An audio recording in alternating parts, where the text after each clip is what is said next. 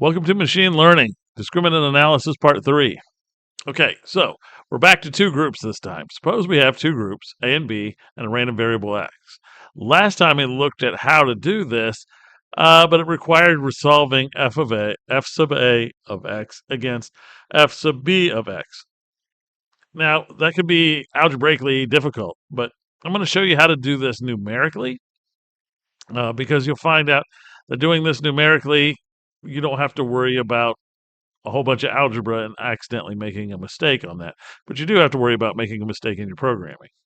All right, so here's a picture that we saw before. Red dots are group A, blue dots are group B, and we want to find a point that gives us a way to discriminate whether the outcome lies in A or B. And I gave you the answer last time, but we want to see actually how to get it.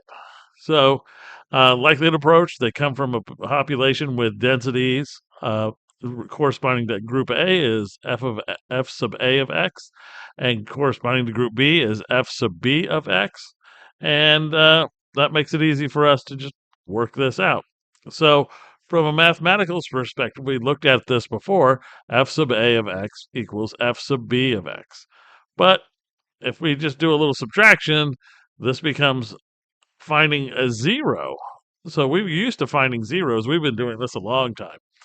Um, so what we can do is one approach is to use Newton's method. Okay, we don't have to actually solve this thing by hand. Newton's method will approximate it for us, and it's pretty easy to implement.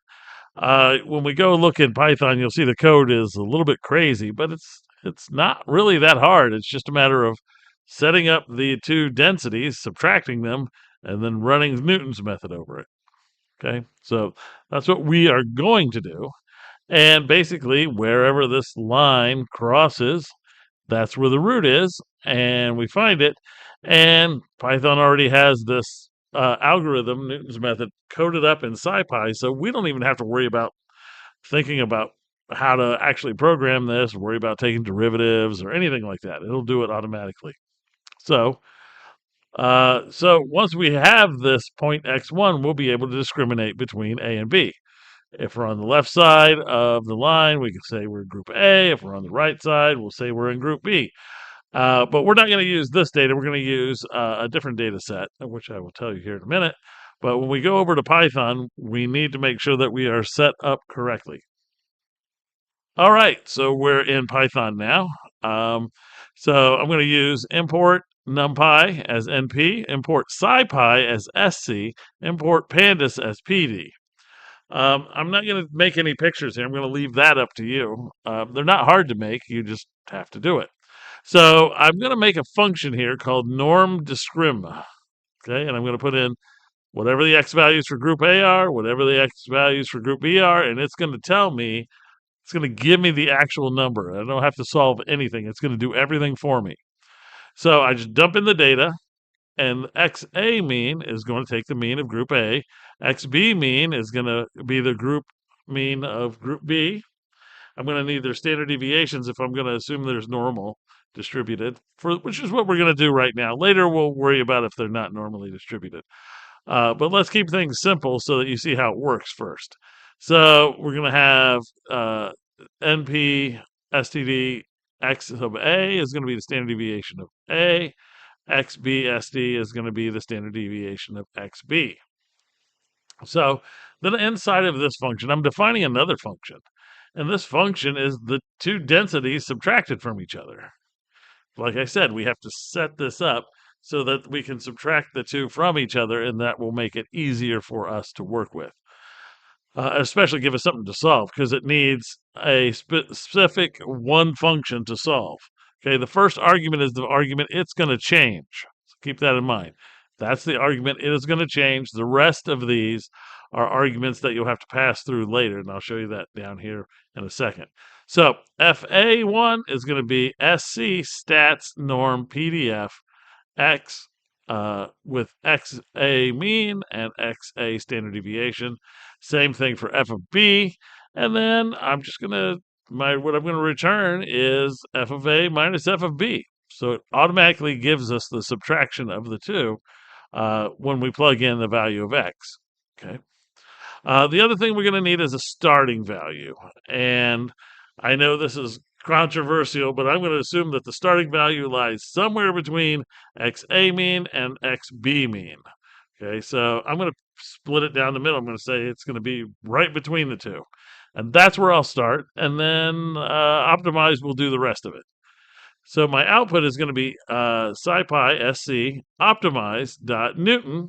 Here you put in the function that you're interested in finding the zeros of, and on our case it's f1, and x0 is your initial guess, and this is any other arguments that need to be passed through to our function f1, and we need a xa mean, xa standard deviation, xb mean, and xb standard deviation.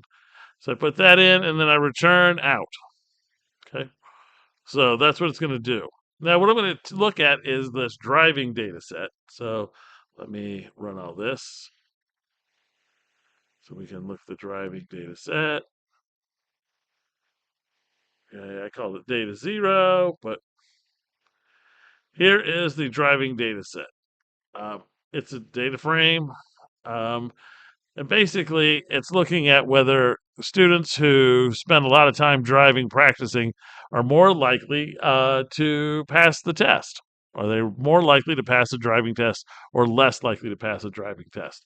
So, whether they passed on their first attempt is what was recorded. Whereas the first person has 20.1 and they didn't pass. The second person drove for 11.7 hours and didn't pass. The third person drove for 4.3 hours, did not pass. The fourth person had 27.4 hours, and they did pass. So that's good. You can see that there's some sort of differentiation there on these. So we're going to bring this in, and we're going to try to use hours to predict whether they passed, and ultimately come up with a discriminator that said, look, until you take this many hours, you're not likely to pass. And you can have that exact number. Okay, so what I'm going to do is I've read in the data here. I'm going to subset it because that's what I need. The subset of the data, that's group A, the subset that's group B, and the X values of that. So I called it data Y for yes, data N for no. And then I just said, well, if data 0 passed as yes, then put that in the yes group. If it said no, put it in the no group. And then I run my function over it, just with the two inputs of the two data sets. And when I run all of this, you'll see you get a number over here. It gives you the number. You don't have to solve anything. It gives you 20.39. 27.39 is the value that will split this to and discriminate between whether you passed or not in terms of hours of driving. That doesn't mean that if you study less than or drive less than 27 hours, you won't pass. That doesn't mean if you drive more than 27 hours that you definitely will pass. But this is a way to divide people up and say, look, you're more likely to pass if you have been driving more than 27 hours. Okay, so that's basically it. Okay, we can go back and say, well, what are we doing next time? Well, next time we're going to look at it from the logistic regression approach instead of looking at it from a likelihood approach, because the likelihood, you have to assume densities and that you know them and that they're normal or whatever.